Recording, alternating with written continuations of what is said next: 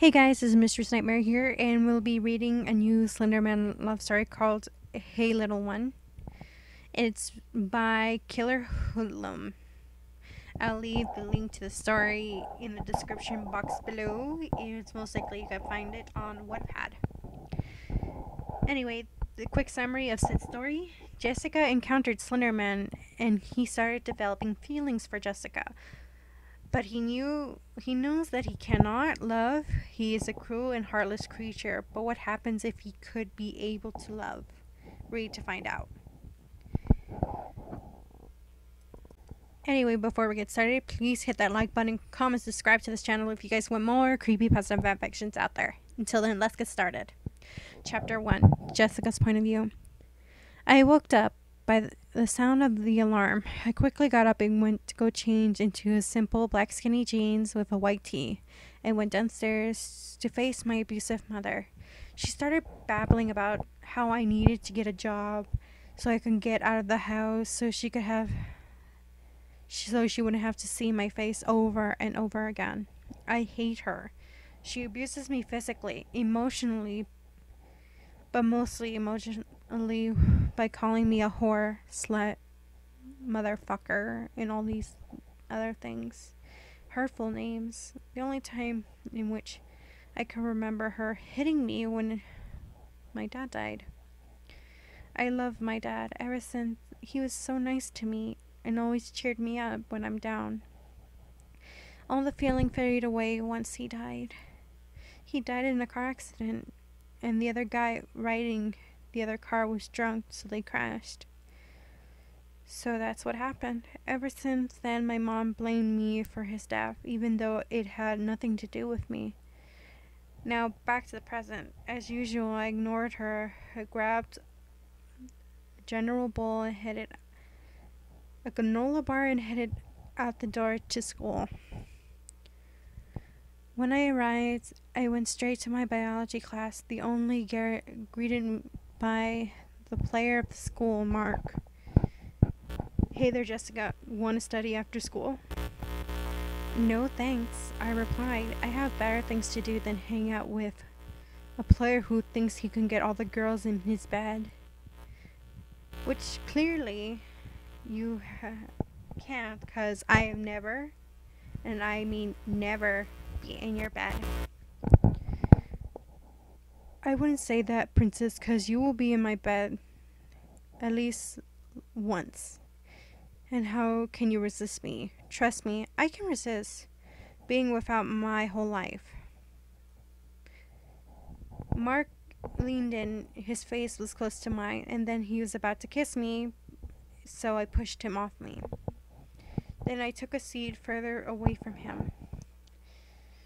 Then lunch came, so I met up with my friends, Victoria. We both sat down on the table, and I remember the dream I had last night. I was running through the woods, or running away from something. It was chasing me. I grew tired, which every minute of me running as fast as I could.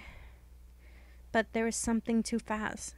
Suddenly I stopped to face whichever a letter and said a letter saying no, no, no on it stuck to a figure. It seems to be a kid's drawing. Then I felt something behind me, feeling the heat of a hot breath behind my neck. I slowly turned towards it, and then I saw him. The figure looked to be over 10 feet tall and appeared to be wearing a suit with a red tie. Also extra limbs, extra arms starting from his back, and his face. His face is what scared me the most. He had no face. He had no eyes, no ears, no nose, no mouth, no anything. I stood there and I couldn't move. I couldn't scream. I was just paralyzed. Just then an extra arm reached towards me. And then from there I woke up. So I decided to tell Victoria about my dream. Once I told her my dream, she just looked like I was crazy. which pretty funny. After all, I went back to my class. As soon as the day was over, I was going home, so I decided to take a shortcut, which was an alleyway where most people think it's an alleyway.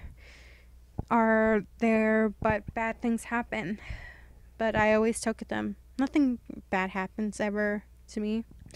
Suddenly, I heard footsteps behind me, so I started to go faster. The footprints behind me started to go faster as well, so then I started immediately to sprint.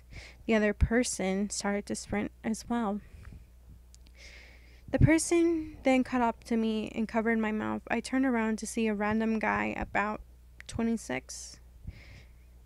And then he whispered, "What a cute girl like you doing in the alleys." Like this. I started to freak out and punch and kick him in every direction. The guy then pinned my arms behind my head and started to take off my clothes. Now I had tears streaming down my face like waterfalls, thinking, this is how my innocence going to be taken. The guy was then stabbed with an arm?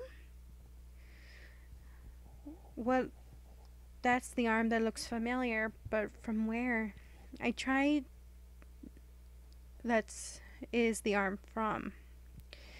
I could see a faceless man who was in my dreams. I stared at him in shock as he just ran into the alley, ran away in inhuman speeds, staring back at the guy who almost took my innocence, thanks to the faceless man on the floor, dead. His guts, his other organs were ripped out. His eyes were like they rolled back in his head, almost the last in life. I put my clothes back on and I headed home feeling terrible and confused at the same time. When I arrived, my mom was at the door, looking at me mad, knowing I'm going to get beat for being late. My mom didn't care. I can't even call her that. Grabbed my hair and pushed me on the floor. She punched and kicked me every part of my body, but mostly my face.